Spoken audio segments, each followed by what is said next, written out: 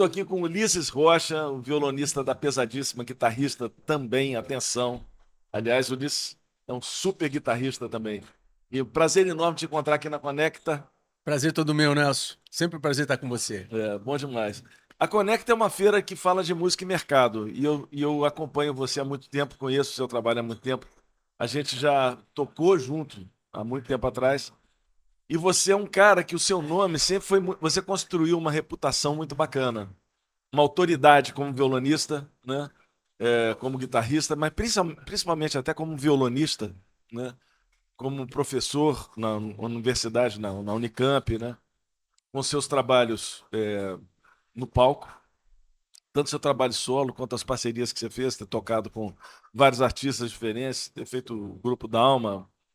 Você não é da formação original do Dalma, mas é da segunda Da já. segunda, da Da segunda segunda. formação. A primeira era o Era André André Gereissati, Cândido Serra e Rui e o Saleme, Rui Saleme. Você entrou no lugar do Cândido, que do... era meu professor, que foi meu Ah, que professor naquele bacana. momento, naquele período.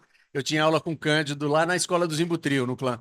Olha que bacana. Eu conheci o Cândido em Ouro Preto, quando eu fui participar lá do primeiro seminário brasileiro da música instrumental que o Tony Horta organizou.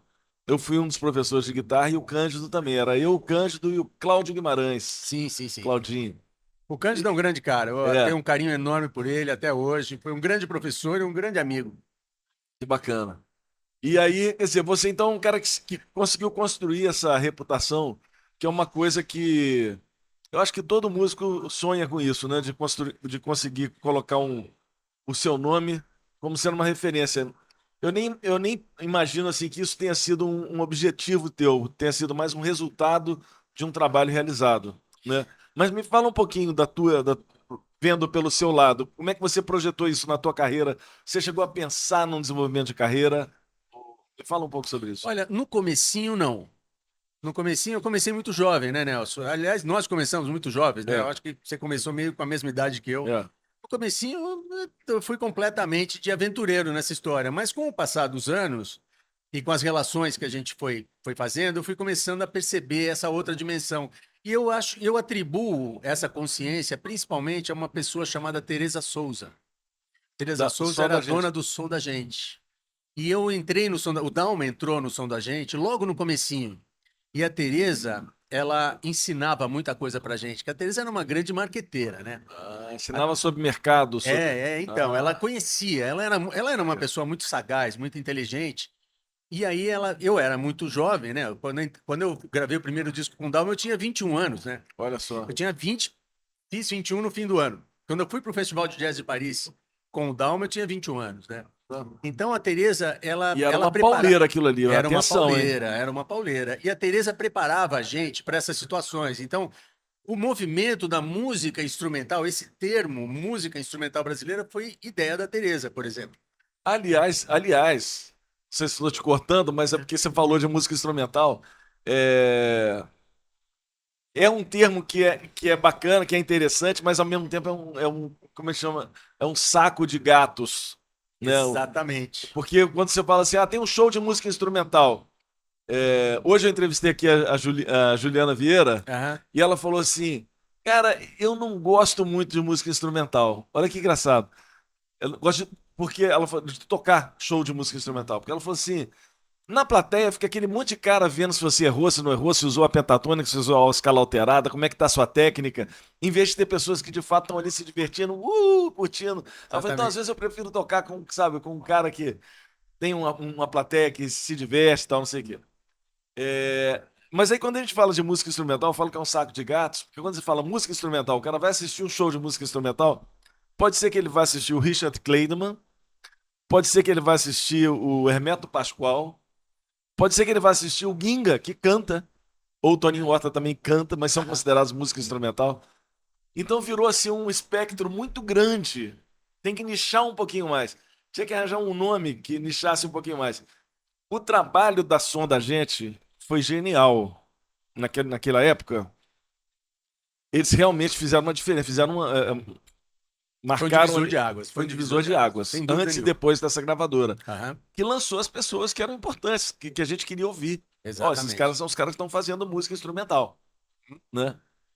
E que bacana que você estava ali, nesse momento. Exato. É, E foi por causa desse momento que eu passei a entender a vida de músico como uma carreira. Quer dizer, tudo que eu fosse construindo a partir daquele momento, se eu projetasse direitinho, eu ia ter frutos lá na frente. E isso foi a Teresa que me ensinou. Né? bacana. Ela me ensinou diretamente, na verdade, porque eu participava das reuniões. Eu ia lá no estúdio, no nosso estúdio, que era a central do som da gente. A gente sempre tomava um café juntos e ela falava. E como eu era muito amigo dos filhos dela, inclusive, né? Das filhas e do Dudu, que era o único filho homem, o resto era tudo mulher, né? Eu era muito amigo deles, então ela me pegava meio como, sabe, como o Mais um bebê da filho. turma e, pô, ela me ajudou muito. A Teresa me ajudou muito. Ela foi uma pessoa que eu lembro das coisas que ela falava, era uma pessoa muito inteligente. E ali eu comecei a ter essa ideia, essa visão de carreira. Outra pessoa que me ajudou muito também era o André Gereissati, Eu ia falar do dele agora. Dalma, porque o André é 10 anos mais velho que eu, né? Quando eu tinha 20 anos, ele tinha 30. E ele já tinha uma vivência muito maior do que a minha. E aí a gente viajava junto, pegava ônibus junto, avião junto e ia. Eu era o cara meio grelado, né? Cheio de dúvidas, né? Eu era o cara cheio das dúvidas. Como é que vai ser esse negócio de viver de música? Exatamente. Não, pô, eu tô com um problema, pô, sabe? Aí o André chegava, era meio paizão, né? Então, cara, eu contei com a ajuda de muita gente. E logo no começo eu já comecei a ter uma ideia do lado profissional da música, né? Do lado música como negócio, e não apenas como um sonho artístico, né? Então, eu acho que eu tive muita sorte de conviver com as pessoas certas no momento certo e logo de base já começar a desenvolver isso. Mas não é uma coisa que partiu de mim. Foi um aprendizado Um pelo aprendizado ambiente que eu vivia. bacana. O André, você falou do André Gereissati, o André, ele teve a Tom Brasil, né? Uma Sim, empresa sim, de teve Tom Brasil, sim. que foi um negócio também, cara, Foi um aqueles grande discos que gol. eles gravaram, os concertos eram gravados ao vivo, né? Ele fez concerto com todo mundo, né, cara? Foi um golaço, foi um golaço. Sem dúvida. Golaço, golaço. E eu lembro um dia eu conversando com o André, eu falei, André, como é que você começou esse negócio? Ele falou, cara, eu fui lá de jeans e sandália conversar com o diretor do Banco do Brasil. E olha, é verdade, É. tem uma mentira. Ah, é? Sandália não. Porque ele nunca usou De sandália na repente eu que vida dele. exagerei na Não, sandália. não, não, foi uma metáfora que ele usou, com É, certeza. é. O André, Ou eu mesmo aqui. você lembra do Família Dinossauro? Sim, sim, Que o sim. Dino, ele tinha uma gaveta que ele abria sempre com as mesmas camisas. Ah, sim. O André tinha isso com tênis. Ah, tá. Ele Não, então ele teve, falou, foi de jeans e tênis. ele É isso que ele teve deve ter falado. 20 tênis exatamente iguais, cara. Eu não sei onde ele conseguia, mas ele tinha sempre os mesmos, né? Então, por isso que eu brinquei com a sandália. É. Sandália não foi, porque eu conheço Mas bem, foi de mas era o tênis. mesmo tênis branco. Era o mesmo Exatamente. Então tênis ele branco. foi de jeans, Não, e foi. tênis e provavelmente com uma camiseta comum Camisa qualquer. jeans que ele usava É, também, sempre. O André é, usava de uniforme. é. Ele andava de uniforme. E aí ele falou que ele sentou para conversar com o cara, todo mundo engravatado, não sei o quê, mas ele chegou lá e dominou a questão e saiu de lá com uma grana para poder fazer o projeto do Tom E Brasil. é verdade. Eu acompanhei esse processo, é verdade. Você já conseguiu esse tipo de patrocínio para coisas Não, suas? não, eu nunca Não. consegui. Eu não tenho esse talento. É. O André tinha alguns talentos extramusicais, né? Um deles era de ter ideias interessantes, ideias impactantes. O Dalma foi uma ideia do André. Né? Um dia eu lembro do dia que ele teve a ideia. A gente estava no Festival de Jazz São Paulo Montreux, fomos juntos. Eu era menino, eu tinha uns 18 anos. Aí teve o show do Larry Coryell e Philip Catherine, né? Os dois de Só violão, os lembra? dois. Só Ah, os dois. claro. E a gente assistindo, aí o André virou para mim e falou assim: Ulife, tive uma ideia. Eu falei, "Cara, vou fazer o primeiro trio de violões do mundo nessa onda." E aí ele bolou o Dalma. Agora você está me falando um negócio interessante. Você pode me confirmar, mas eu ouvi uma mosquinha me contou, não sei se é verdade, se é fofoca, mas que quando o Dalma saiu, lançou o Dalma, realmente foi estrondoso, né? Eu lembro aquele primeiro disco, a quem interessar possa, que Sim. ainda era com Com o Cândido, com o o Rui e o Rui André. e com o André o Rui, o André e o E o Cândido. Cândido, isso. E aquele disco ali foi um negócio impactou Eu adoro aquele eu disco. lembro eu vendo aquela capa já me impactou, falando, nossa, que Eu bacana, adoraria era uma estar naquele carta. disco. Eu adoraria É, estar naquele era um disco. descasso. E aí eu lembro um amigo meu que me mostrou esse disco, eu fiquei chocado, fiquei chapado. E o Dalma começou a fazer um sucesso danado. Aí alguém me contou um caso, eu quero que você me confirme se isso é verdade ou não, que teve um produtor estrangeiro que quis contratar o Dalma. E aí contratou, engavetou e lançou o trio com o Paco Essa história é a história oficial que eu presenciei. Caraca, que loucura isso, hein? Na verdade, eu era empresário do John McLaughlin, né? E o André, não só o André, mas a minha geração, nós éramos todos apaixonados pelo John McLaughlin. Era o Total, grande claro. deus da nossa geração. E Guitar quando o Hero. McLaughlin vinha tocar no Brasil, a gente ia em peso lá. E o André é um furador de paredes de concreto, né? Ele sempre teve esse talento, né, cara? E ele ficou amigo do produtor do John McLaughlin. Como? Não me pergunte, mas ele conseguiu. Se aproximou, chegou junto. E aí ele deu um disco de presente pro cara.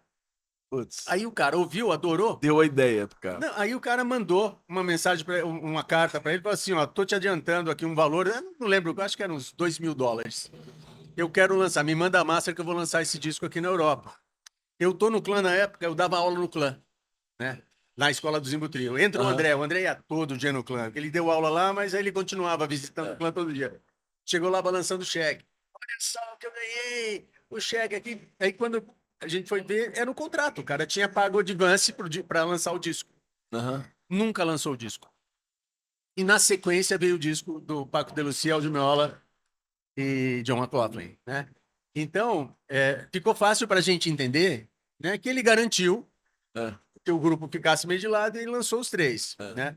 Então, essa história ocorreu sim, né? Eu lembro Que do dia loucura. que ele chegou com o cheque na mão. Agora, os bastidores exatos eu não sei, porque quem fez toda a transação foi o André, Claro. né?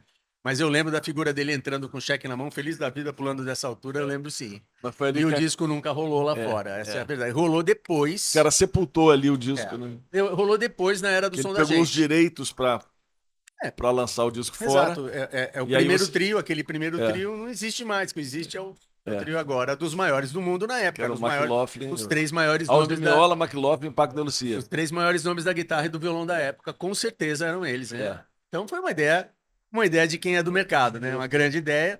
Não foi nada errado, porque na verdade ele comprou mesmo, ele pagou o advance com o André, quer dizer, não teve nenhuma coisa Só que aí ele escusa, comprou os né? direitos de lançar esse disco lá fora e não lançou. Então Exatamente. isso é uma estratégia, na verdade, é um dumping aí, né? Mas acontece Pum. muito isso. Você sabe que o que derrubou o som da gente foi a mesma coisa. Como é que é? Desculpa. O que derrubou o som da gente foi uma coisa parecida que as grandes gravadoras fizeram. Aham. Porque o que acontece? As grandes gravadoras, quando perceberam o crescimento do movimento da música instrumental, eles começaram a tentar travar as fábricas de vinil.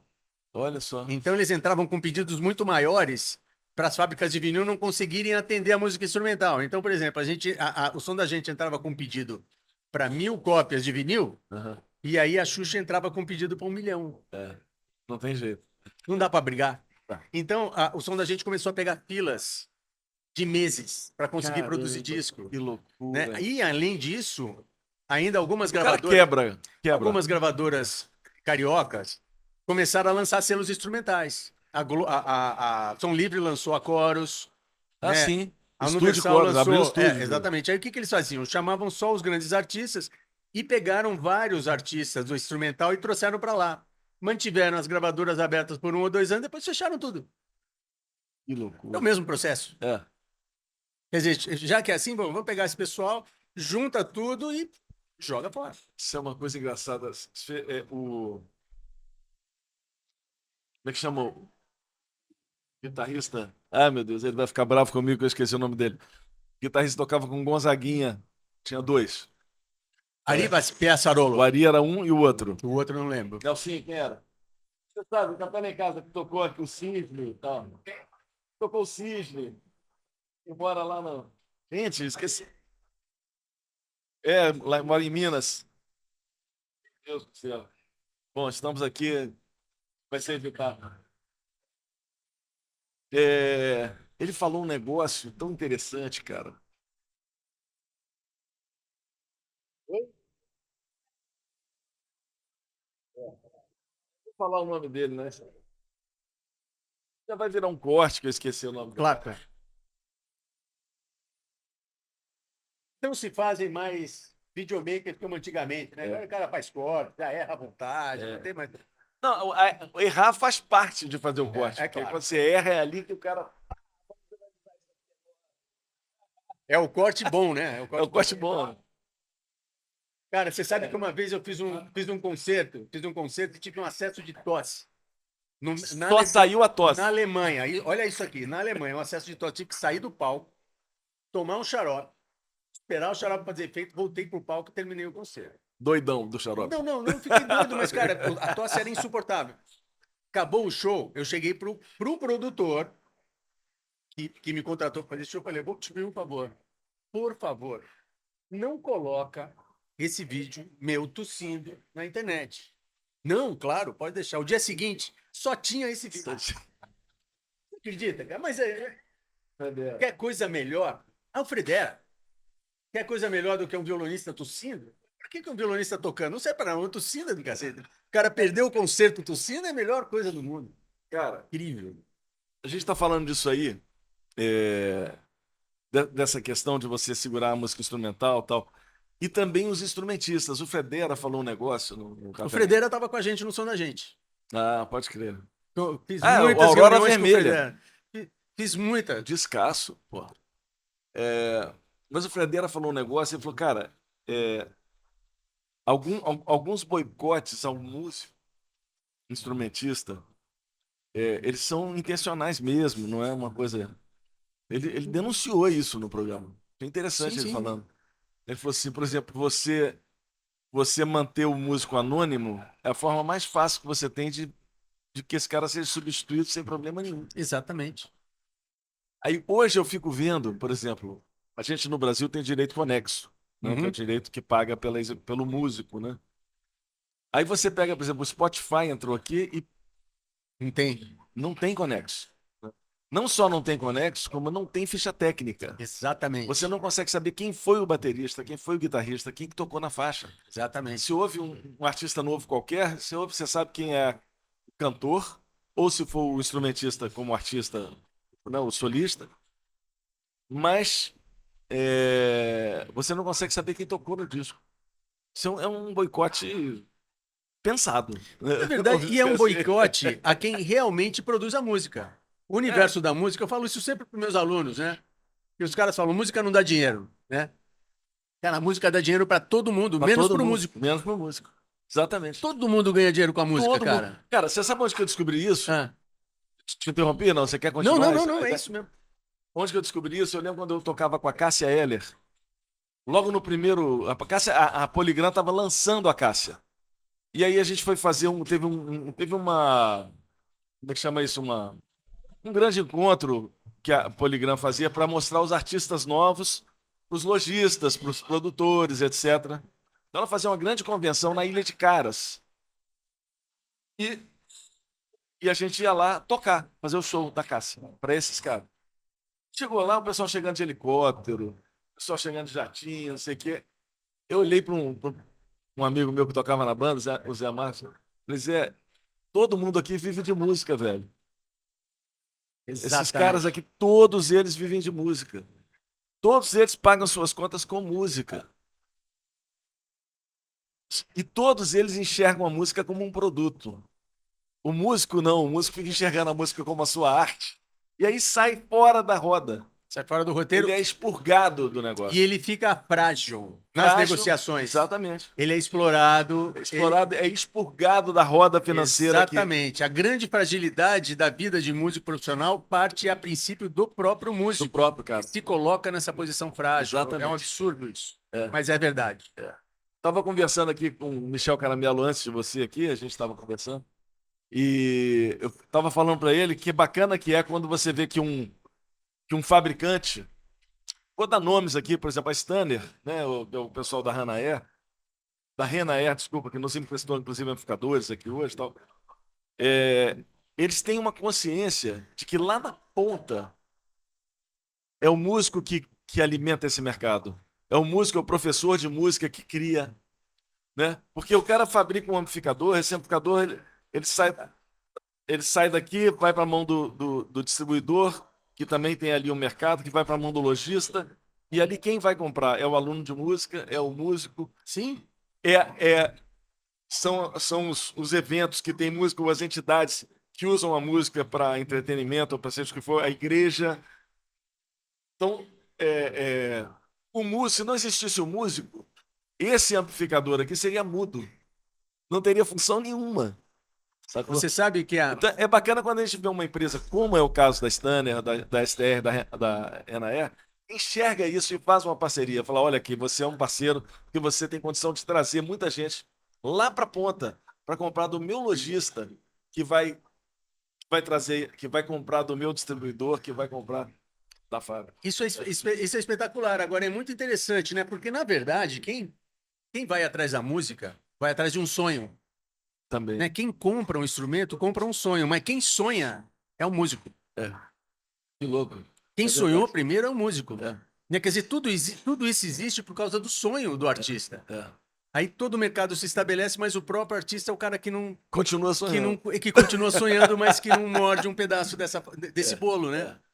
Eu acho Porque que é hoje em dia tem incrível. muito mais músicos conscientes desse Sim, processo sim, todo já do que. tem, já tem E eu acho mais, que a com gente está certeza. conversando sobre isso aqui, é uma forma da gente também conscientizar muita gente nova, né, que está vindo aí e que muitas vezes não tem consciência de como esse mercado funciona, não tem consciência da sua importância dentro do mercado, né? Exatamente. Então, Eu acho que é super simples. É só você imaginar todo o mercado no mundo que se alimenta da música e as potências, as grandes marcas em todos os níveis,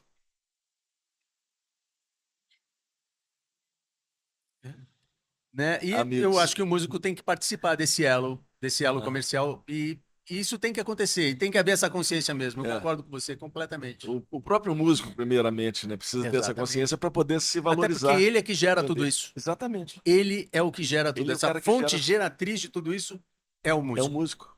É um Né? músico. Exatamente. Porque ele, inclusive, inspira outras pessoas a quererem tocar um instrumento.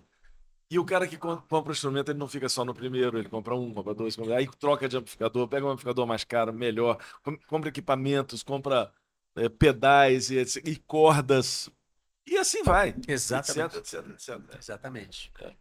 Muito legal. Agora eu queria falar sobre mais uma coisa. Hum, Você é um cara que também enveredou pela carreira acadêmica. uhum, Você é professor, né? Foi professor na Unicamp durante muitos anos. uhum. É, foi professor fora do Brasil, teve a experiência de dar aula em universidade nos Estados Unidos e tal.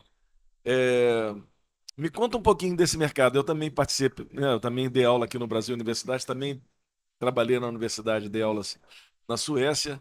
Eu sei qual é a minha experiência. Me fala um pouquinho da sua, como é que você cavou isso? Como é que você chegou até isso?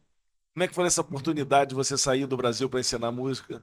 Olha, eu dei muita sorte. Eu dei muita sorte que a Unicamp, ela criou a primeira faculdade de música popular da América Latina, né? E aí eu fazia parte de um grupo de pessoas que se envolveu com a Unicamp em algum momento e já no segundo ano da faculdade eles quiseram implementar o curso de violão e aí eles me chamaram para conversar e eu entrei na Unicamp. E foi aí que eu entendi uma série de coisas muito interessantes, né? Eu acho que todas as carreiras, ou a maioria das carreiras tradicionais, elas têm um track, né? Tipo assim, um médico. Ele faz a faculdade, faz a residência, trabalha no hospital, abre um consultório e fica rico, né? Alguns. Se ele for, não, mas se ele for Se ele for competente, ele competente. não precisa ser um gênio. É. Vai Ele, ter preci- muita ele gente precisa doente ser procurando ele. competente. É, Se ele for competente, tudo vai dar é, certo. Um advogado é a mesma coisa, né? Sai da faculdade, ele entra no escritório, ele monta um grupo, depois ele monta o escritório dele. Quando ele abre o olho, ele está trabalhando com gente de alto escalão e aí é. tudo funciona. A música não tem esse track. A música, a gente inventa o trabalho o tempo todo. Não existe uma trilha pré-estabelecida. Caminho que outros já traçaram, falaram, ah, eu vou atrás disso aqui. Mas, na verdade, existe uma, que é a vida acadêmica. Na academia, é uma trilha pré-estabelecida e se você for competente, trilhar essa trilha vai dar certo. Como essas É, outras profissões, mas é a única que eu conheço. Então, partindo do princípio de que você gostaria de ter uma estabilidade profissional, a vida acadêmica é uma coisa é, importante. Ela total. te É. devolve essa estabilidade. Agora, além da estabilidade, tem uma consciência que as pessoas não têm a respeito da vida acadêmica, é que a academia é um grande patrocinador de projetos de todos os níveis, tanto projetos científicos, médicos, de engenharia, né, de todos os níveis, mas também artísticos, né? Então, se você está dentro da academia, se você tem projetos criativos, né, relacionados à música, artes plásticas, seja lá o que for, a universidade tem uma verba. Se o teu projeto for bem escrito, bem montado e for bem objetivado, ela tem uma verba para te apoiar nisso. Ou seja, um cara que entra na academia com uma cabeça fértil, ele tem uma carreira, não só uma carreira acadêmica no sentido de dar aulas e tudo mais, mas também uma carreira no sentido de Artística. realizar projetos artísticos interessantes. Então, a vida acadêmica é uma vida muito prolífera, é muito promissora, né? Pouca gente sabe disso, né? A gente entende a academia. Eu mesmo, quando entrei na faculdade, eu achei que era um lugar careta, né? Falei, poxa vida, mas agora eu vou ficar enquadrado Vou ficar enjaulado aqui. num mundo acadêmico, mas não era bem assim, não, né? Depois foi passando o tempo, eu fui entendendo a universidade de uma forma completamente diferente. E fui confirmar isso fora do Brasil. Quando eu estive na Universidade da Flórida, eu vi o jeito que a academia funciona, principalmente nos Estados Unidos, é uma coisa de louco. Quer dizer, se você está lá dentro, você tem projetos, a tua A vida universidade vai te anda, empurrando. anda, É. ela vai empurrando Ela você, vai empurrando. né? Aliás, a função da universidade no primeiro mundo é empurrar o Os docente talentos. para ele Exatamente. produzir principalmente pesquisa, né? É. Que a universidade é o cérebro do país, é o centro de informação do país. Quer dizer, toda a informação sobre tudo que um país tem, ela está basicamente dentro da universidade, né? E a hora que a sociedade entende isso, quer dizer, o governo, como o governo americano entende isso, ele investe milhões lá dentro. Então, se você tem projetos interessantes, né, você anda para frente, faz parte de um processo natural, né? Então, eu acho que a vida acadêmica é uma vida muito interessante para o artista, né? E eu só fui descobrir isso depois que eu estava lá dentro. Entrei meio de susto, né? Me convidaram e falei, vou, né? Por que não? É. E lá dentro é que eu fui descobrir o tamanho do Engraçado. universo que era aquilo. Engraçado. A minha vida acadêmica é um pouco atabalhoada, Aham. né? Porque eu fui convidado para ser professor na Estácio. Você está falando que a Universidade de Campinas foi a faculdade a primeira. Você sabe que ano foi? 1988. Antes dela, teve a Universidade Estácio de Sá. É mesmo. Foi o primeiro curso de música popular no Brasil. Olha, eu não sabia. E olha, ninguém sabia, porque Não, ninguém sabe, é porque a Unicamp conhecido como sendo a Unicamp a mas primeira. não é. E aí, porque a Estácio começou em 86. Olha só. E eu entrei na Estácio em 87, como professor de guitarra. Uhum. E eu fui convidado, porque eu fui lá dar um workshop, porque a universidade estava lá funcionando há um ano. E eu fui fazer um show no Rio e me convidaram para fazer esse workshop. Quando eu terminei o workshop, o cara que era o diretor lá na época era o João Carlos Assis Brasil, pianista. E ali Irmão do ele, Vitor, né? irmão do Vitor, gêmeo, inclusive. E aí ele me convidou, você não quer vir dar aula aqui? Eu falei, cara, eu não sou formado ainda. Ele falou, não tem problema, a gente é a primeira universidade no Brasil. Foi o mesmo raciocínio da Unicamp. Exatamente, a gente não tem como exigir, porque só se o cara fosse formado fora. Então eu fui dar aula na Estácio, eu não era formado em nada. Eu também. E aí o que aconteceu? 4 anos depois, os caras chegaram para mim e falaram, bom, agora Precisamos de diploma. você formou a primeira turma. 4 anos depois. Então seus alunos têm um diploma que você não tem. É louco isso, né, Eu cara? cuidei disso, porque eu entrei na Unicamp, assim que eu entrei, o Benito Juarez que me contratou. Ele explicou, ele falou, olha, nós abrimos uma carreira temporária chamada mestre artista, que na verdade existe até hoje. É, Mas eu não sei quanto tempo nós vamos é. segurar essa onda. Então, vai fazer uma faculdade. E Eu, traz o diploma o quanto antes. E eu fiz. você sabe o que eu fiz também? É? Na mesma faculdade que eu dava aula. Olha só, Eu era eu fiz uma professor, outra. Eu fiz eu uma era outra. professor e aluno, cara. É engraçado. Cara, aliás, a minha história é bem interessante, cara. Que eu É cheguei na parecido Unicamp. então a nossa história. É muito parecida, mas a minha tem uma particularidade muito legal. Eu cheguei da Unicamp, né? Porque eu morava em São Paulo, mas dava aula em Campinas. Cheguei da Unicamp com aquele negócio na cabeça, né? E o meu filho, o Vitor, me esperando para eu ensinar ele a andar de bicicleta. Né, ele estava pequenininho, queria andar de bicicleta. E aí eu tô lá na garagem de casa com a bicicletinha, empurrando, daqui a pouco chega uma pessoa e joga um panfleto na minha garagem. Eu peguei um panfleto, Faculdade de Música Carlos Gomes. Onde? Na esquina da minha casa. Eu falei, eu vou lá e é hoje. Fui lá, me matriculei, fiz o vestibular, me formei naquela faculdade. Eu ia de casa, atravessava uma rua, estava na faculdade. Você acredita no negócio dele? No dia que o Benito me fala um negócio desse, A me minha, acontece. a Sabe minha é a aquele seguinte, negócio? eu ia dar aula e estava estudando lá. Só que os professores eram todos meus colegas. Sim. Então os caras chegaram para mim e falaram assim, você nem aparece na minha sala. É. Aconteceu isso comigo na Carlos Gomes também. Mas 2 professores me obrigaram a fazer o curso inteiro de Estética e História da Arte. Me Exatamente. obrigaram.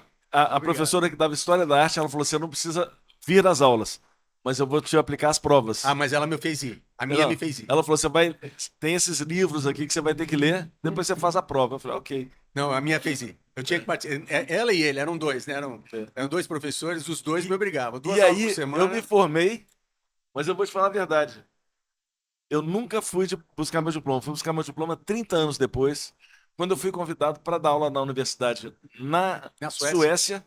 E eu falei: não, cara, agora tem que ter meu diploma, tem que pegar meu diploma. Vai que os caras lá me pedem o diploma. Nunca me pediram. Olha só. Nunca me pediram meu diploma. Nos Estados Unidos também nunca me Não, pediram pedem. diploma.